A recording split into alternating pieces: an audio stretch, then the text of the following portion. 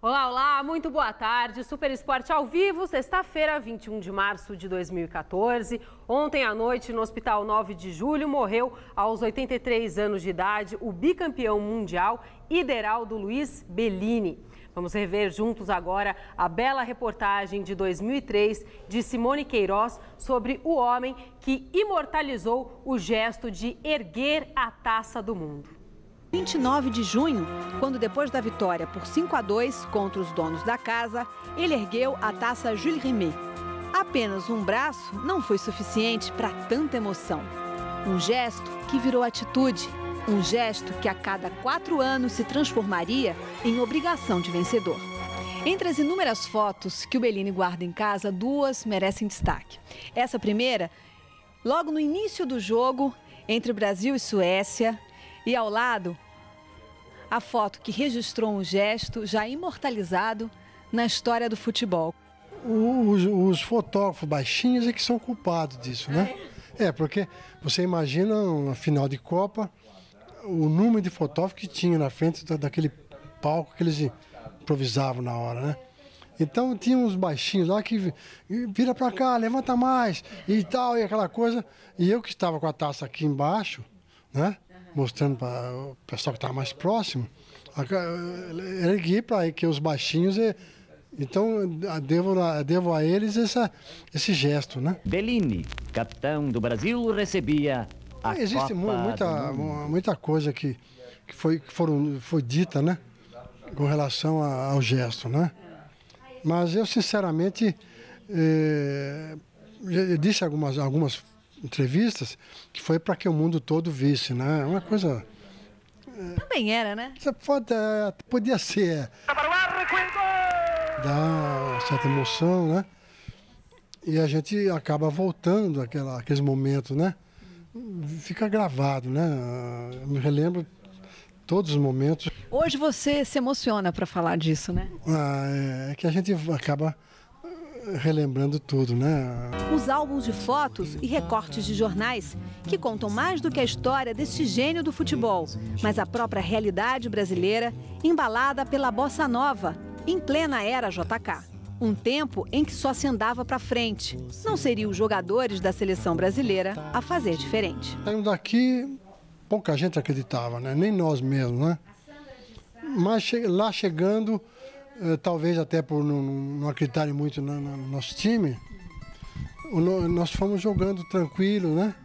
E o time foi se ajustando, né? Pelé surgindo, e ninguém acreditava também no Pelé, e o Garrincha fazendo as tripolias dele, né? E a gente sentiu que dava para, pelo menos, fazer uma boa campanha, né? Mas longe de imaginar que chegaríamos na final. Como é que era conviver com esse time de tantas estrelas? Havia uma união muito grande, né? O Pelé era um iniciante, né? Era um jovem. O Garrincha, afinal, era um desligado, né? O Garrincha não estava nem aí. Às vezes, dia do jogo de final, ele perguntava: com quem nós vamos jogar? Contra quem? Ele, enfim, que era uma coisa só de Garrincha. Era pegar a bola e jogar pro Garrincha e ficar vendo a torcida dar risada, né? O público ria, né? Bellini consagrou na seleção o que ele faria durante os 10 anos em que jogou no Vasco da Gama, a vocação para craque. E não apenas com a bola nos pés. Não foi à toa esta manchete dos jornais da época. Esse álbum tem muitas fotos, mas tem um outro aqui na casa do Bellini que guarda recortes de jornal daquela época. Da época em que ele não só brilhava dentro dos gramados, mas do lado de fora também, as meninas enlouquecidas. Essa foto aqui da então Miss Brasil, a da Gisa Colombo, te dando esse beijo, era a inveja geral das meninas brasileiras na época, né? Não sei se era das meninas ou dos rapazes, né? O Vasco é um time de realmente tinha muito prestígio em todo o Brasil na época. E acontece que essas moças, essas jovens, quando se casavam, evidentemente que os noivos, os esposos, não queriam mais as fotos, né? As fotos do Bellini. Então falava: pode devolver. E aí eu recebi umas cartas lá com umas fotos dentro. E ela dizia, vou me casar, meu noivo não quer saber das fotos. Quanta modéstia, Bellini. Mesmo em meio a propagandas de roupas, carros. Sim, porque imagine se ele não viraria o garoto propaganda dos sonhos de qualquer marca. Bellini não só ergueu a taça, ele resgatou o orgulho da nação que 8 anos antes, em pleno Maracanã, amargou a derrota para a celeste seleção uruguaia. 45 anos depois, Bellini, nosso muito obrigada. Vai lá, capitão, que a taça é sua. Capitão da seleção do Brasil recebe nesse instante a Gilles René, aplaudido por 53. Mais uma vez, bela matéria. Fica aqui o nosso carinho à família do Bellini, que será enterrado ainda hoje em Itapira, cidade onde ele nasceu.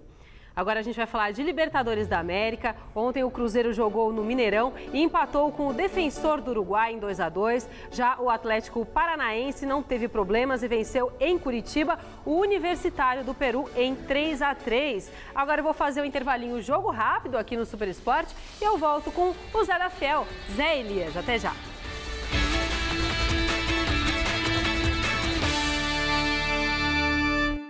Sim, sim! Super Esporte de volta!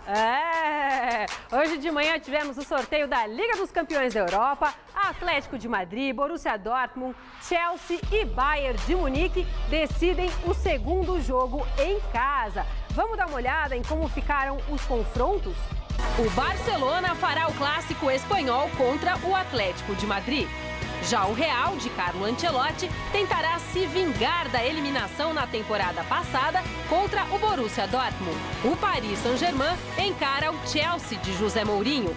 E, por fim, o atual campeão Bayern de Munique mede forças com o Manchester United.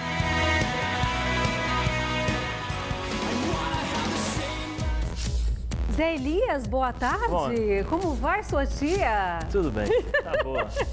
Tudo bem? Bem-vindo ao nosso cenário virtual aqui, nosso nova casa, toda chique. Pô, como é que o Godoy se localiza aqui? O Godoy, imagina, ele super se localiza super bem. Quem tem que aguentar jogador em campo ali, tem que aguentar tudo, né? É mais fácil, né? É mais fácil. É mais fácil. Queria saber de você, tua expectativa para esses confrontos. Eu não sei se é possível a gente soltar aqui na telinha os confrontos novamente, para a gente ter um retorno da Liga dos Campeões da Europa. Olha lá, tá no detalhe. Tá um pouco pequeno, né, vovó? Mas eu queria saber a tua expectativa. Não, nós temos grandes confrontos. Olha lá, temos Barcelona e Atlético de Madrid, Real Madrid e Borussia Dortmund. Também temos Paris Saint-Germain e Chelsea e Manchester United e Bayern de Munique. Bayern de Munique e Manchester revivem aquela final, né, em que o Bayern de Munique estava vencendo por 1-0, faltando 1 minuto para acabar o jogo. O Manchester conseguiu a virada. Vai ser um jogão. O Bayern de Munique é favoritaço. Favoritaço. O Manchester passa por alguns problemas, conseguiu a virada contra o Olympiacos, mas Bayern é diferente. Entre Paris Saint-Germain e Chelsea, eu vejo um confronto equilibrado. O Chelsea é um bom time, mas o Paris Saint-Germain tem jogadores que conseguem resolver a partida a qualquer instante. Depois o clássico espanhol, né, o clássico espanhol Barcelona e Atlético de Madrid, que vai ser, eu acho que o grande jogo dessa rodada, dessas quartas de finais. E nós teremos também o Real Madrid enfrentando o Borussia Dortmund, um time que eliminou o Real Madrid o ano passado. Esse ano, comando diferente, com o Ancelotti, o Cristiano Ronaldo um pouco mais motivado pelo título de melhor jogador do mundo. E cheio de recordes, né, e tal. E jogo aberto, mas o Real Madrid favorito. Tá bom. Agora vamos falar do time do São Paulo, que está cheio de mudanças. Ele vai apostar em garotos aí das categorias de base para enfrentar o Botafogo no final de semana em Ribeirão Preto. E Adriano Dolfi esteve no CT da Barra Funda e tem mais informações do tricolor. Muricy Ramalho tem atenção especial com os principais jogadores do elenco. Casos de Paulo Henrique Ganso, Luiz Sabiano e Alexandre Pato. Este que só pode atuar pela Copa do Brasil. No Paulistão, o São Paulo já está classificado à próxima fase do torneio. E o próximo desafio será no domingo contra o Botafogo na cidade de Ribeirão Preto. Para essa partida, o São Paulo deverá ter um time inteiramente reserva. A oportunidade que muitos atletas do elenco sonham em mostrar um bom futebol. Nem mesmo o Rogério Ceni vai viajar para o interior. Denis deverá ser o titular, ao lado de jogadores como Paulo Miranda, Edson Silva, João Schmidt, Luiz Ricardo e Reinaldo. Este que iniciou o ano como titular. A gente tem que aproveitar ao máximo, né? Porque está chegando também o Brasileirão, tem essas fases final do Paulista, que é muito importante, mas estão chegando também o Campeonato Brasileiro para... Eu creio que o professor Muricy vai optar por a gente também bastante jogos, porque é muito jogo um atrás do outro e a gente tem que estar preparado sempre para dar o nosso melhor para o São Paulo. José Elias, gostaria de saber sua avaliação sobre o São Paulo, que já está classificado. Enfim, o que você achou do São Paulo nessa primeira fase do Campeonato Paulista? O São Paulo, o Muricy acabou reinventando a equipe dentro do Campeonato Paulista. Essa última partida serve para dar ritmo a determinados jogadores, a jogadores também, para determinados jogadores serem observados pelo Muricy, Luiz Ricardo, o próprio Reinaldo. Muda, coloca a molecada, dá um pouquinho de experiência, porque sabe que vai precisar no confronto final. O Muricy sabe que precisa reforçar a equipe, mas eu vejo o São Paulo competitivo. Cresceu ao longo da competição, 2 jogadores me chamam muita atenção pela mudança de comportamento, que é o Oswaldo, que voltou a jogar bem, não é ainda aquele Oswaldo da seleção, mas é um bom jogador, e o Luiz Fabiano, que mudou o seu temperamento, a sua conduta dentro de campo e voltou a ser o Luiz Fabiano. Só que a bola está chegando mais, por isso fica mais fácil para ele. Tá, não é porque ele quer ir para a Copa não, né? Não. O São Paulo mudou a forma de jogar. Tem o Pabon do lado direito e o Oswaldo do lado esquerdo. São 2 jogadores. O Oswaldo tem velocidade e o Pabon, pelas suas limitações técnicas, o que ele faz? Ele faz o simples. Ele pega a bola, olha o Luiz Fabiano e cruza. Então o Luiz Fabiano não precisa se movimentar bastante. Então ele fica ali parado, fresco. Quando a bola chegar, ele está inteiro para finalizar. É só fazer aquele toquinho. Tum, tum, tum.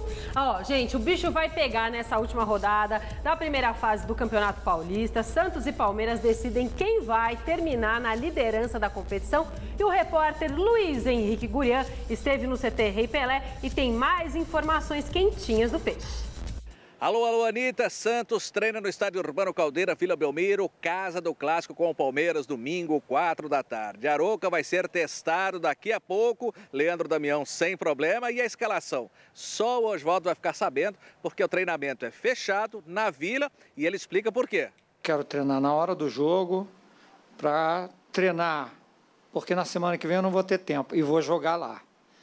Preparar algumas jogadas de bola parada, né, com a luz ideal, que a gente ainda não desenvolveu isso.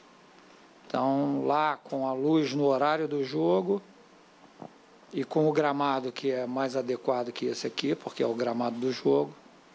Né, são coisas assim, mais precisas que a gente precisa acertar. E olha, Anitta, se você acha que esse jogo é o mais importante da vida do Santos até aqui no campeonato, o Oswaldo lembra que não é bem assim. Se nós perdermos para o Palmeiras, não vai alterar nada. Se a gente perder para a Ponte Preta, aí a gente sai do campeonato. Então, a gente tem que fazer esse tipo de projeção, né? Não adianta agora medir força, sabendo que não vai decidir o campeonato. Bom, tá montado então o Santos, os meninos da Vila contra os meninos de Gilson Kleina, na Vila, neste domingo. Imagem José da Silva e Osmar Menezes, eu, Luiz Henrique Gurian, contei o Santos, o peixe da Vila, aqui no Super Esporte. Vai, Sereia, Anitta. E a Sereia agora vai falar então do Palmeiras?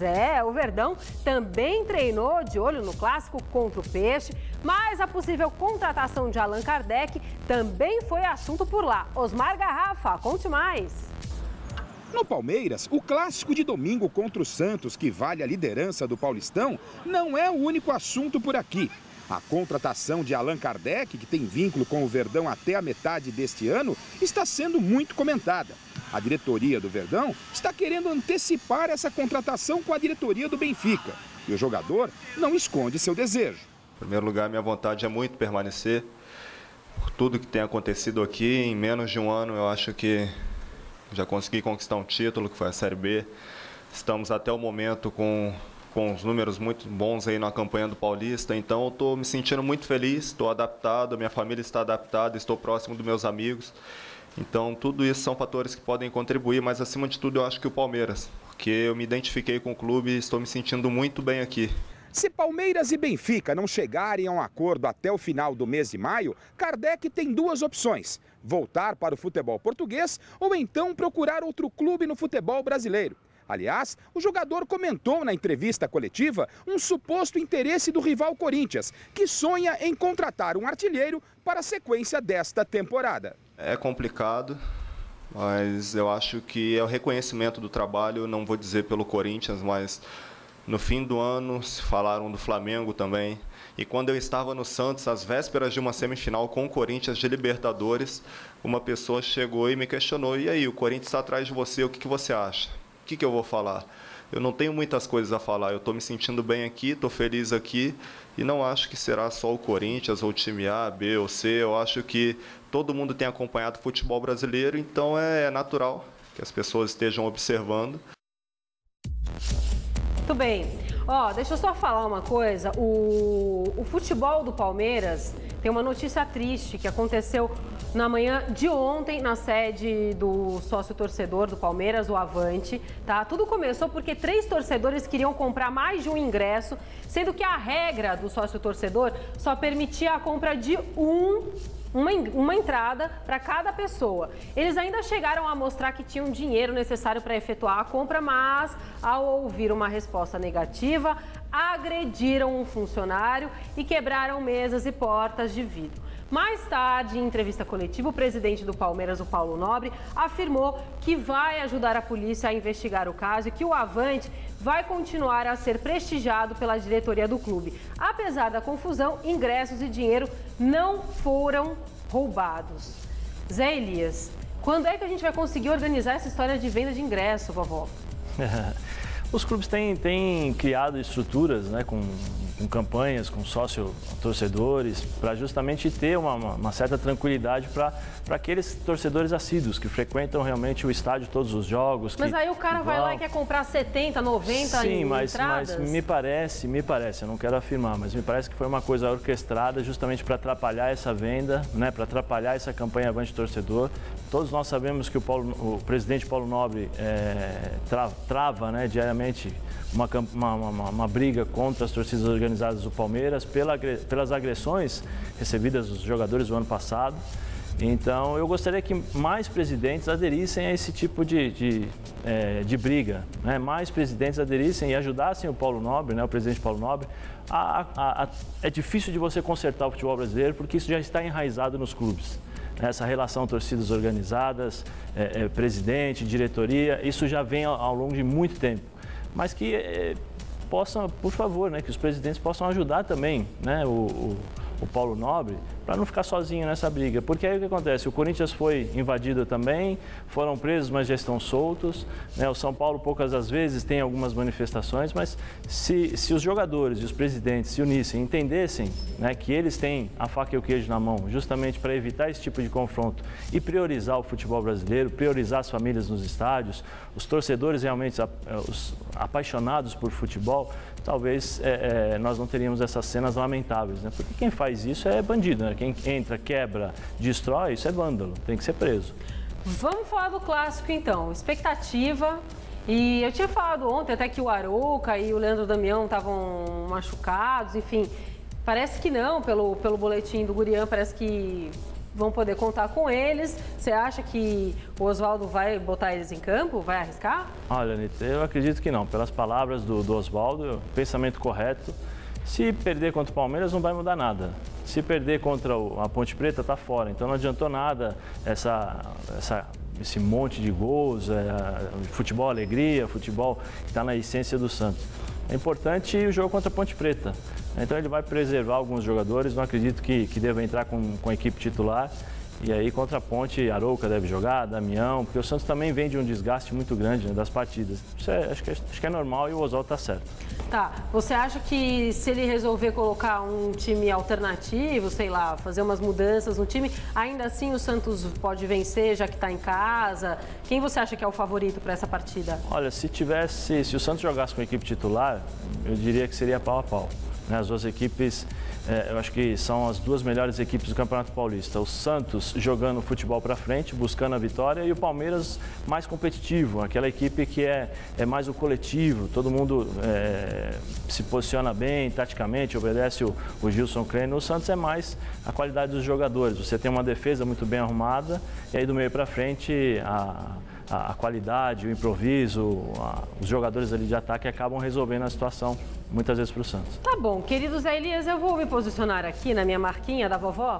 Eu gostaria de ver os próximos confrontos do Campeonato Paulista. Em nome de Jesus, quem conseguir me ajudar a enxergar, eu agradeço. Domingo, 4 horas da tarde, 15 de Piracicaba e Comercial. Domingo, 16 horas, Paulista contra o Bragantino. Domingo, 4 horas da tarde, Ituano contra Penapolense. E domingo também, 4 horas da tarde, Audax Linense. Tudo no domingo às 4 horas, é isso? 15ª rodada do Campeonato Paulista. São Bernardo contra o Oeste. E também Ponte Preta contra o Mojimirim. Portuguesa contra o Rio Claro e Corinthians contra o Atlético Sorocaba. É isso? Tem mais? Ainda Botafogo de São Paulo contra o São Paulo. E esse é o último, Santos contra o Palmeiras. Expectativa para os outros jogos? Não, rapidinho, me disseram que a gente não tem muito tempo. A expectativa é só para os jogos do Audax e do Audax, Bragantino e Rio Claro, né? Que são as equipes que ainda têm chances do Campeonato Paulista. O resto já está tudo definido. Já. E o Timão? O que tu achou do Timão ter? Ruim, rapidinho. Né? Ruim. Acho que o Mano Menezes foi incompetente na montagem da equipe. Uma hora, em vez de ele seguir o seu discurso, né, de A, B, C ou D, ele começa do A, depois pula para o Z, do Z vai para o B. Está muito inconstante. Está muito inconstante, está mudando muito, né? Vai de acordo com o vento. E é ruim para o Corinthians, não é bom isso daí, não. Tá bom. Deixa eu dar um recado, gente. Eu quero lembrar que hoje, às 1h30 da tarde, tem mais uma edição da Supermesa Esportiva, o nosso Hangout do Google+. O bate-papo é transmitido ao vivo através do endereço google.com/MaisTVGazeta. Vão estar presentes a diva Michele Gianella, ao lado de Chico Lang, o repórter Adriano Dolfi, também os nossos editores Patrício Andrés e Matheus Ormeni. O bate-papo vai começar daqui a pouquinho, hein? 1h30 da tarde. E eu quero lembrar que domingão estarei no Mesa Redonda, presente. Vai estar o Fagner, lateral direito do Corinthians, e também Juninho Paulista, presidente do Ituano. Como eu era fã do Juninho. Vamos embora. Vem cá. Obrigada, Zé Elias, por ter vindo, e venha mais, tá? Vamos lá, só chamar. Embarque numa viagem pelos 4 cantos do mundo com o Mochileiro. Hoje, 11h30 da noite. Assista agora Você Bonita. E logo após, Mulheres.